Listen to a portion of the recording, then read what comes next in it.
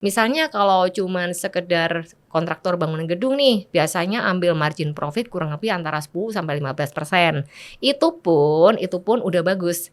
Kadang-kadang kalau proses tender berlangsung sangat ketat nih, mau nggak mau ya, namanya kita ingin dapat project, kita bisa cut juga tuh margin profitnya, bisa kurang dari 10% bahkan gitu. Jadi harus siap dengan modal yang cukup padat gitu. Jatah belanja negara 111 triliun malah dipangkas jadi 29 triliun. Which is ini ya 73% lah. Ini memunculkan pertanyaan khususnya untuk investor, apakah sektor konstruksi ini bakal terdampak?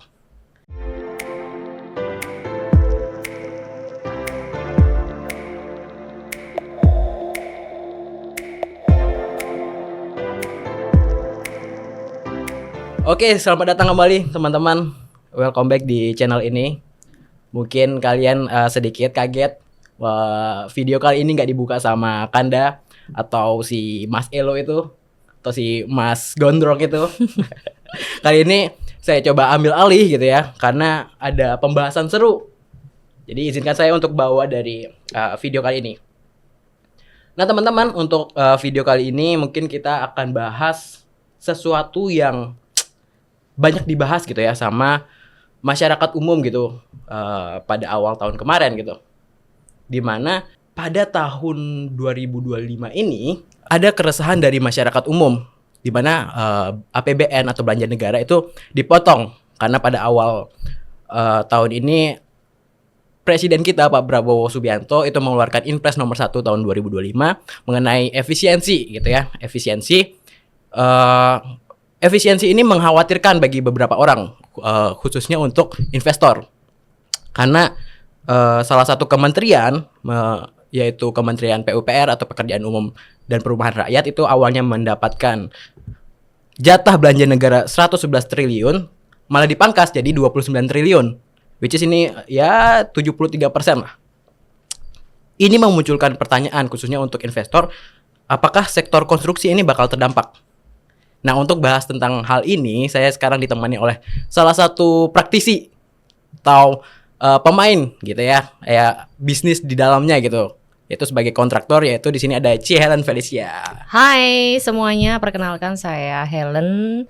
Saya bergerak di bidang konstruksi sejak tahun 2007. Kira-kira 18-20 tahun lalu lah ya. Jadi sebelum 2007 sebenarnya udah mulai terjun di dunia konstruksi. Nah, kebetulan nama PT-nya adalah PT First Choice International. Jadi pekerjaan di bidang kontraktor ini kami mengambil spesialisasi khususnya di kontraktor industrial. Gitu kira-kira perkenalannya. Oke, berarti udah jelas nih bahwa Ci Helen ini ternyata fokusnya langsung ke bidang konstruksial gitu ya. Karena teman-teman di bidang konstruksi ini ternyata ada beberapa jenis, Ci ya. Ada beberapa jenis kontraktor yang memegang utamanya proyek-proyeknya gitu. Yes. Mungkin pertama-tama saya minta jelasin ke Cici nih terkait bagaimana sih model dari bisnis konstruksi ini sendiri, dan terkait tadi ada beberapa jenis ternyata untuk kontraktor-kontraktornya. Iya, oke. Kalau boleh kami perkenalkan bahwa bidang konstruksi ini ada beberapa jenis ya. Jadi pertama ada kontraktor bangunan gedung, kontraktor mechanical electrical, kontraktor di bidang industri seperti pembangunan pabrik, gudang dan seterusnya. Kemudian ada juga kontraktor spesialis seperti kontraktor mungkin interior dan sub-sub yang lain yang memang membutuhkan spesialisasi khusus, misalnya kontraktor jalan tol dan sebagainya. Seperti itu. Jadi ternyata dari jenisnya udah banyak ya. Banyak banget. Cuman biasanya dari dalam bisnis gitu, karena kan saya sebagai analis bisnis di value ya. Jadi fokusnya itu adalah melihat bagaimana bisnis dari sebuah perusahaan. Nah, untuk terkait bisnis prosesnya, Ci, bagaimana model dari bisnis konstruksi ini dari awal dia memulai sampai akhirnya dia dapat uang gitu. Gitu mungkin bisa dijelasin ke teman-teman gitu, Ci. Oh, baiklah. Jadi begini ya, sistem atau bisnis model dari perusahaan kontraktor itu dimulai pertama-tama kita harus memiliki satu tim ya. Timnya baik tim yang back office maupun tim di lapangan seperti itu. Nah, untuk proses bagaimana kita mendapatkan suatu project atau suatu order, maka dimulai pertama kita harus mengikuti tender. Jadi ada tender proses di dalamnya di mana kita juga harus membangun portofolio terlebih dahulu, memperkenalkan apa jenis spesialisasi kita. Nah, ketika portfolio kita udah dikenal, jadi kita punya segmen yang khusus nih, itu akan lebih mudah buat kita untuk mendapatkan order yang sesuai dengan bidang yang kita tawarkan. Jadi untuk proses tender sendiri, biasanya kita menerima undangan terlebih dahulu dari perusahaan-perusahaan yang lagi melakukan bidding gitu ya. Jadi di sini perusahaan-perusahaan akan memberikan undangan kepada beberapa kontraktor untuk hadir memberikan penawaran. Nah, dari proses tender sendiri nantinya akan dipilih satu pemenang yang untuk mengerjakan proyek tersebut. Jadi ketika kita bisa mendapatkan banyak tender nih, nah itu akan membangun dan memperkuat portofolio kita tentunya. Begitu prosesnya kira-kira. Gitu. Jadi kurang lebih jadi kita awalnya nyari relasi lah siapa yang punya proyek gini dulu Ci ya. Yes, betul. Mana itu kita ditawari dalam tanda kutip gitu. Siapa sih yang mau ngerjain proyek ini? Ya. Oke. Tadi Cici udah jelasin Ci tentang spesialisasi perusahaan Cici. Gitu. Itu kan itu kurang lebih di bidang spesialisasi di industri dan spesialis gitu ya. Ya. Ada nggak alasan khusus Ci kenapa Cici ngambil di segmen sektor itu ya? Betul. Oke, ini menarik sekali ya pertanyaannya dari Mas Deo ini. Jadi begini, tentunya untuk terjun atau memutuskan spesialisasi apa nih yang kira-kira bisa kita ambil tentunya itu memerlukan beberapa pertimbangan. Nah, ini kalau boleh saya sharing sedikit, apa sih yang mendasari pertimbangan saya mengambil segmentasi ini gitu. Pertama-tama dulu memang awalnya memilah dulu nih, apakah saya akan terjun nantinya di kontraktor yang membangun banyak bangunan gedung bertingkat ataukah di perumahan mungkin sebagai pembangunan untuk perumahan yang jumlahnya masif seperti itu atau yang justru lebih ke industri.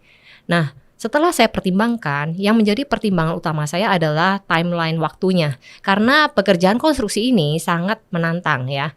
Pertama, ini adalah padat modal, padat karya juga, jadi butuh tenaga kerja yang luar biasa banyak, apalagi kalau proyeknya proyek yang skalanya besar. Nah, proyek-proyek yang saya kerjakan kebetulan memang proyek-proyek di bidang swasta gitu, jadi belum terlalu terdampak oleh pemotongan anggaran dan sebagainya ya, karena banyak kontraktor yang mungkin merasakan dampaknya, yang seperti ada dijelaskan di awal, kalau ada pemotongan anggaran pemerintah, mungkin ada sedikit banyak tantangan di situ, terutama bagi kontraktor yang mengerjakan proyek-proyek pemerintahan tentunya. Nah, kebetulan bidang yang kami ambil adalah bidang yang di swasta. Jadi mungkin untuk dampak secara langsung dari pemotongan anggaran itu belum terlalu terasa gitu ya.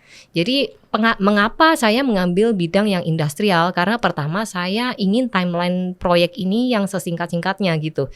Jadi kalau kita memutuskan untuk membangun bangunan gedung bertingkat terutama, itu membutuhkan waktu yang agak panjang. Mungkin bisa lebih dari 1 tahun untuk kita bisa serah terima dari awal proyek kita kerjakan sampai nanti berakhirnya proyek, itu mungkin bisa memakan waktu lebih dari 1 tahun. Which is itu terlalu panjang ya buat kami. Jadi saya ingin turnover yang agak cepat. Jadi makanya kita memutuskan untuk mengambil spesialisasi di industri. Kenapa industri? Karena kalau kita menggeluti bangunan pabrik ini kebanyakan konstruksinya menggunakan konstruksi baja. Jadi kalau kita membangun menggunakan konstruksi baja, itu timeline pengerjaannya lebih singkat daripada kita membangun bangunan bertingkat contohnya. Atau mungkin perumahan yang secara masif ya. Nah, itu membutuhkan waktu yang agak panjang juga dan itu tidak masuk dalam kriteria yang sudah saya tentukan. Jadi maka dari itu dari semua pilihan kami akhirnya memutuskan di bidang ini karena ini timelinenya oke, kemudian juga bisa scalable. Jadi artinya kami bisa melakukan pengambilan proyek secara masif juga di beberapa tempat sekaligus dengan timeline serah terima yang lebih cepat. Kurang lebih saya membutuhkan waktu nih ya, kurang lebih untuk membangun suatu pabrik itu 6 bulan. Itu sudah bisa serah terima. Yang kapan hari paling cepat dari ground zero saya mengerjakan ada satu proyek besar juga. Itu membutuhkan waktu sangat singkat, 4-5 bulan udah harus handover gitu. Jadi karena konstruksinya memungkinkan ya dan cuacanya juga memungkinkan, maka syukurlah bahwa proyek itu bisa terlaksana dalam waktu sekitar 4-5 bulan kita sudah bisa handover dan pembayaran juga bisa lancar untuk perputaran modal berikutnya. Seperti itu kira-kira gambarannya. Ya, jadi sangat menarik. Jadi salah satu hal yang saya sukai gitu dari penjelasan Cici bahwa ternyata di bisnis konstruksi ini itu salah satunya adalah padat karya. Betul. Padat karya karena kayak udah Cici jelasin dari awal bahwa di back office butuh tim, di lapangan juga butuh tim. Jadi ini sangat amat menyerap banyak tenaga kerja gitu Ci ya. Jadi which is ini sangat positif untuk ekonomi kita. Tapi ternyata juga selain padat karya butuh padat modal juga. Banget. Kurang lebih emang ini kalau saya lihat dari data Ci ya. Dari data karena kita di database value punya banyak data. Ya. Emang beberapa perusahaan konstruksi itu emang kelihatan dari modalnya itu bisa dibilang lebih dikit daripada utangnya. Jadi utangnya tuh lebih gede daripada modal yang dimiliki dari perusahaan. Betul. Kalau kita lihat misalnya kayak di layar, mungkin bisa kita lihat di sini ada beberapa perusahaan konstruksi yang listing. Ini bahkan Akset itu utangnya lebih besar, bahkan lebih dari 100%, 105% gitu. Ya mungkin ada beberapa perusahaan konstruksi yang bagus, kayak misalnya, I think total itu udah oke lah sebagai kontraktor, walaupun sebagai investor kita punya PR lagi. Cari tahu apakah ini di harga yang oke gitu ya. Cuman secara bisnis I think it's a good business. Yes. Itu utangnya 66%. Luar biasa ya. Awalnya BUMN Adikarya itu 72%. Wow. Jadi mungkin saya jadi penasaran sih, Ci. Emang sesulit itu modal di industri ini gitu. Mungkin Cici sebagai yang udah berpengalaman belasan puluhan tahun bisa bantu jelasin lah ke teman-teman gimana sulitnya gitu modal di industri ini gitu. Oke. Ini menarik sekali ya apa yang tadi sudah dipaparkan bahwa wow kok bisa utangnya 105%, benar nggak? Iya, itu terutama Amazing ya. di tahun 2024 kemarin Ci. Makanya kita bingung juga kok bisa akses kok segitunya. Bisa ya?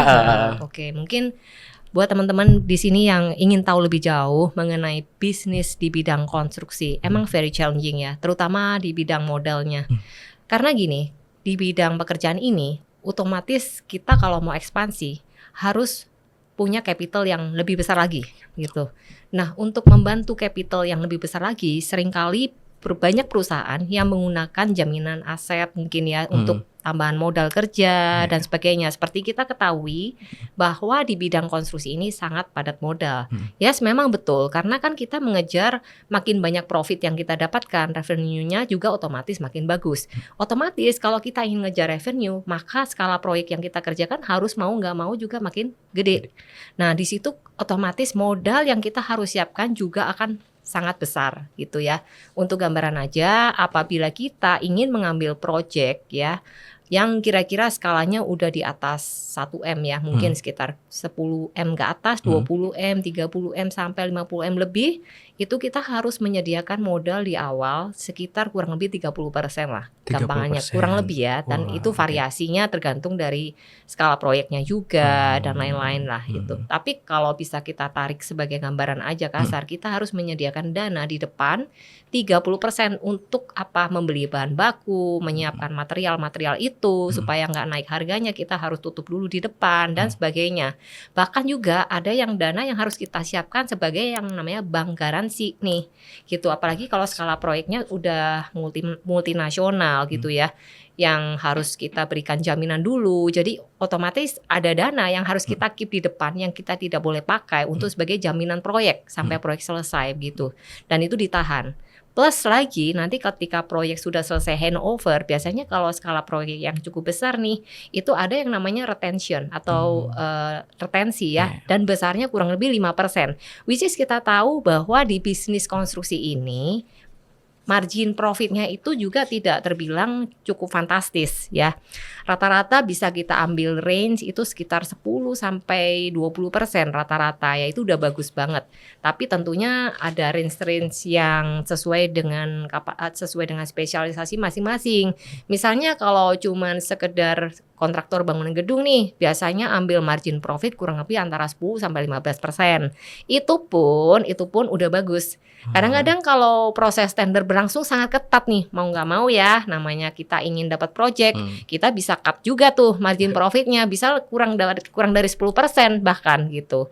Jadi harus siap dengan modal yang cukup padat gitu. Tapi kalau kita mengambil jenis konstruksi yang spesialis, itu margin profitnya bisa lebih tebal.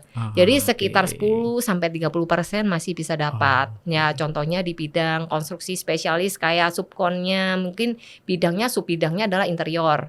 Itu bisa lebih tebal lagi marginnya gitu. Nah kalau kontraktor MEP mungkin sekitar 15-20% masih bisa ya. Tapi tergantung sekali lagi dari proses tender itu tadi itu sangat mempengaruhi sih. Semakin ketat margin kita juga terancam makin tergerus juga gitu kalau kita ingin menang ya gitu. Berarti untuk di bisnis konstruksi ini justru yang paling pentingnya itu di masa tendernya itu. Betul. Pertama gimana kita buat menilai dari yang di bidnya, terus kedua juga gimana kita bisa main harga lah lawan dari pesaingnya kita gitu biar kita dapat proyek ini. Betul. Gitu. Oke, Ci. Tapi selain itu juga kalau boleh saya tambahkan, selain itu penting, proses tender penting, tapi manajemen konstruksi itu lebih penting lagi karena itu yang menentukan lifetime perusahaan berhasil atau tidaknya di manajemen konstruksinya. Jadi kalau kita udah dapat tender, kita udah menang, kalau manajemen konstruksinya kita kurang, maka itu juga bisa membahayakan kelangsungan hidup perusahaan. Karena perusahaan ini membutuhkan aliran dana atau cash flow yang lancar. Jadi kalau kita manage proyeknya kurang bagus, kemudian kita juga kurang bagus juga dalam hal termin pembayaran kurang lancar, itu akan juga bisa mempengaruhi kelangsungan hidup perusahaan nih gitu. So untuk bisa survive in a long run, itu kita harus memiliki capital, terus kemudian ditunjang dengan manajemen konstruksi yang bagus agar cash flow kita juga lancar, proyek kita lancar, jadi sehingga cash flow-nya bisa mengalir dengan baik gitu. Oke.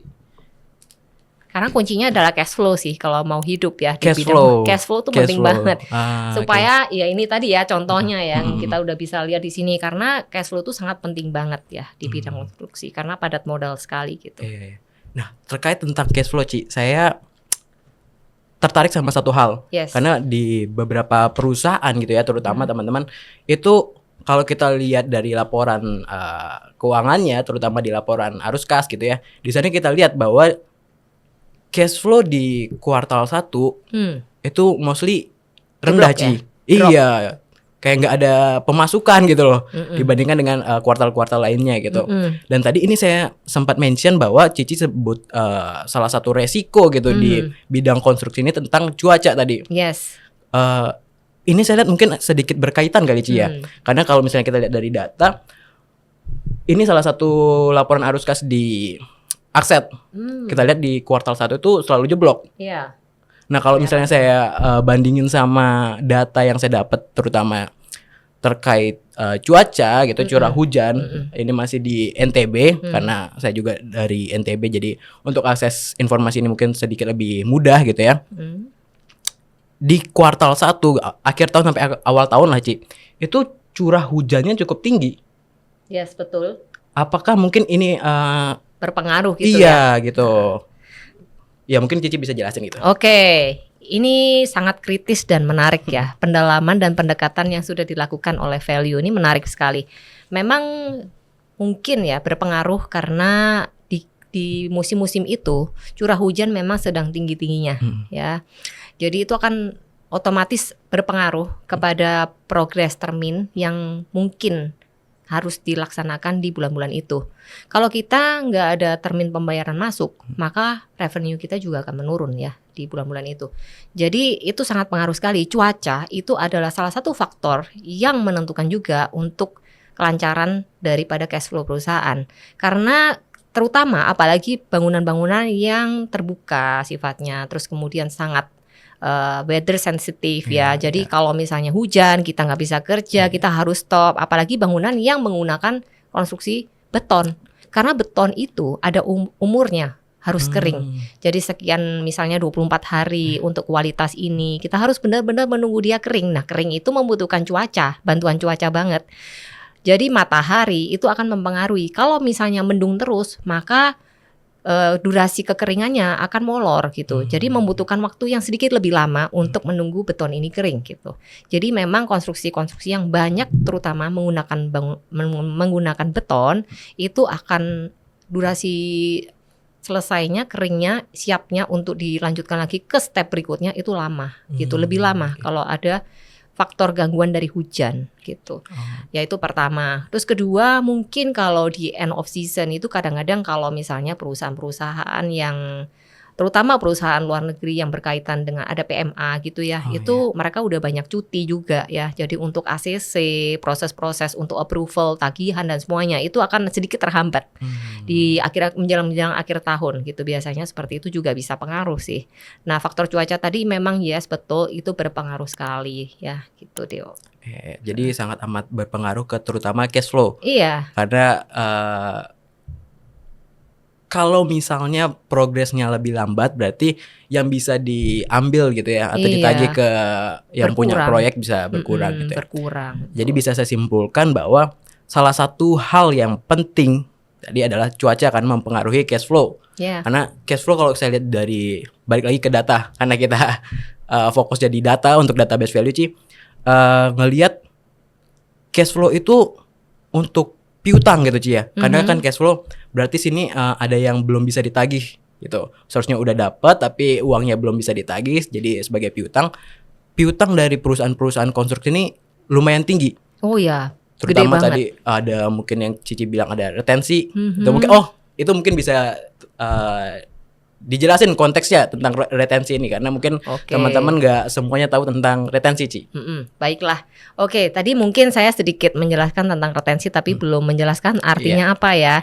Jadi retensi ini adalah nilai yang ditahan oleh owner atau pemberi pekerjaan karena kalau misalnya sebagai jaminan lah istilahnya gitu. Jadi jaminan senilai biasanya rata-rata 5% sih ya. 5% dari nilai kontrak itu akan ditahan oleh perusahaan apabila kita selesai handover gitu. Jadi 5%-nya akan menunggu. Timeline-nya biasanya bervariasi, rata-rata bisa makan waktu kurang lebih 12 bulan. Jadi selama kurun waktu 12 bulan setelah handover selesai, kalau memang tidak terjadi force majeure atau ada apa-apa nih, itu yang 5% atau retensi tersebut bisa cair gitu dan bisa dibayarkan oleh perusahaan ke kontraktornya gitu. Tapi kalau misalnya ada sesuatu yang harus dibereskan, maka kontraktor berkewajiban untuk tetap menyelesaikan pekerjaan tersebut selama kurun waktu retensi berlangsung gitu. Jadi masih ada tanggung jawab kita masih lagi panjang lagi itu. Iya. Itu salah satu kesulitan di bisnis konstruksi gitu. Betul. Jadi kalau misalnya saya bisa simpulkan Ci, ini beberapa catatan yang saya lihat bahwa sebenarnya saya bisa bilang industri konstruksi ini atau kontraktor ini adalah sangat amat krusial untuk ekonomi kita. Karena pertama dia membangun negeri, kedua juga padat karya tadi sehingga bisa menyerap jumlah tenaga kerja gitu. Tapi ternyata juga penuh tantangan banget. Terutama tadi padat modal juga, butuh modal yang banyak, cash flow-nya tinggi dan bahkan banyak faktor-faktor yang perlu diperhatikan. Even sampai cuaca. Cuaca itu harus diperhatikan. Even kita juga sampai harus membuat laporan cuaca. Buat laporan cuaca? Ya, tiap hari gitu. Jadi di proyek itu manajemen konstruksi itu sekali lagi penting ya. Jadi kita kalau secara pelaksanaan di lapangan nih ya, Deo. Jadi kita punya beberapa dokumen. Dokumen kita tuh harus lengkap banget ya untuk menunjang pekerjaan kita lancar. Karena kita pertama timeline tuh sangat ketat biasanya. Kita tidak boleh terlambat. Apabila terlambat pun itu ada dendanya lagi. Belum selain retensi kita harus perhatikan lagi nih faktor denda itu bisa menjadi faktor resiko ya di dalam suatu proyek. Apabila kita ada keterlambatan. Nah, keterlambatan ini bisa disebabkan tadi faktor cuaca itu sangat amat tidak bisa diprediksi terkadang.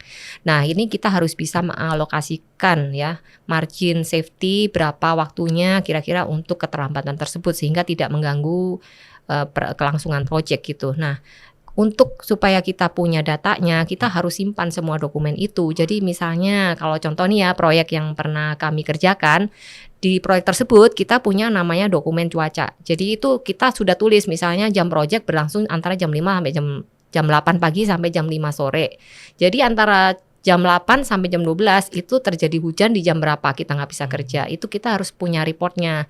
Nanti itu pun harus ditandatangan oleh supervisor di lapangan dari pihak kita maupun dari pihak owner gitu. Nah nanti antara jam 12 sampai jam 5 sore apakah ada hujan lagi nih? Kalau nggak ada, cuaca terang, ya kita tulis apa adanya. Jadi laporan cuaca ini nantinya akan disertakan ketika kita menyertakan lembar tagihan.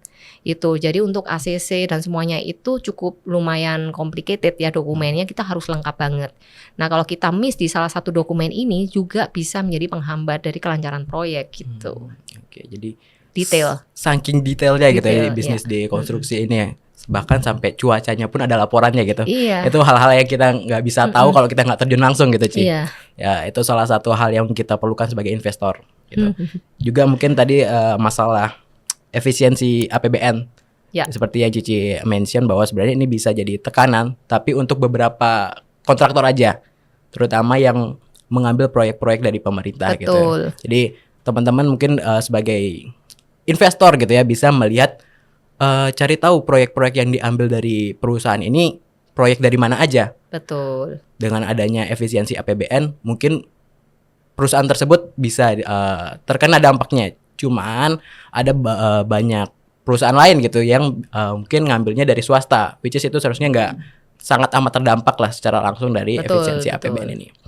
Dan mungkin yang bisa saya simpulkan sebagai investor gitu ya, kita bisa ngelihat perusahaan itu bagaimana kemampuan adaptasinya.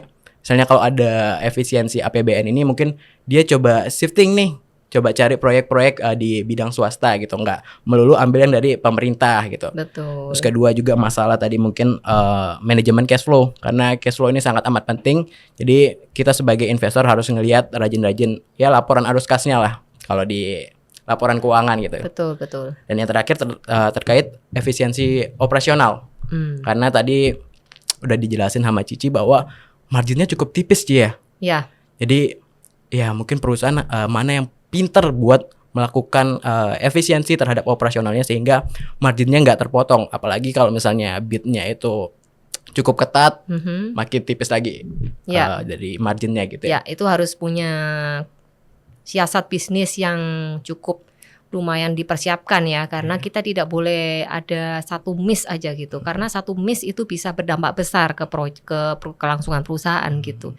Jadi ibaratnya kita harus sangat teliti di dalam menghitung juga, tidak boleh gegabah, tidak boleh asal juga menyodorkan harga atau menawarkan harga hanya demi kita menang proyek ya, tapi kita harus juga menghitung semuanya secara objektif, mana yang kira-kira bisa profitable dan tidak gitu. Jadi kita harus tahu poin-poin mana yang bisa kita efisienkan mungkin, atau mungkin kita bisa juga dengan cara nego termin pembayaran ya, karena memang challenge-nya adalah jangka waktu pembayaran. Itu semakin besar proyek atau kadang-kadang kalau kita dealing dengan perusahaan-perusahaan besar mungkin.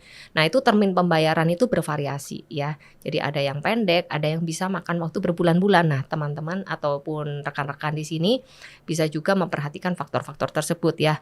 Jadi kita harus pintar-pintar untuk mengatur cash flow-nya. Kalau ada juga pembayaran yang bisa membutuhkan waktu mungkin kurang lebih dari 6 bulan. Nah, itu kita bisa pertimbangkan apakah kita mampu untuk menahan cash flow selama itu atau tidak. Nah, apabila kita mampunya hanya menahan waktu kurang lebih 2-3 bulan, ya kita harus otomatis menyortir proyek-proyek mana yang kita bisa ambil dan kita tidak boleh ambil. Karena kalau kita ambil pun nanti jatuhnya memaksakan perusahaan tersebut akan jadi challenge gitu ya untuk ngatur cash flow-nya gitu. Jadi bisa jadi sebagai bahkan jadi resikonya gitu ya. Iya, terlalu gede resikonya gitu. Mungkin bisa dipikirkan cash flow atau termin pembayaran yang proyek-proyek yang kita ambil yang terminnya sesuai dengan kemampuan kita lah gitu. Oke, jadi mungkin kurang lebih seperti itu untuk bisnis di konstruksi gitu Ci ya. Thank you so much sudah mau berbagi ke kita semua. Sama-sama. Ya, mungkin untuk video kali ini cukup segitu aja Ci. Mungkin thank you teman-teman udah nonton dari awal sampai akhir. See you.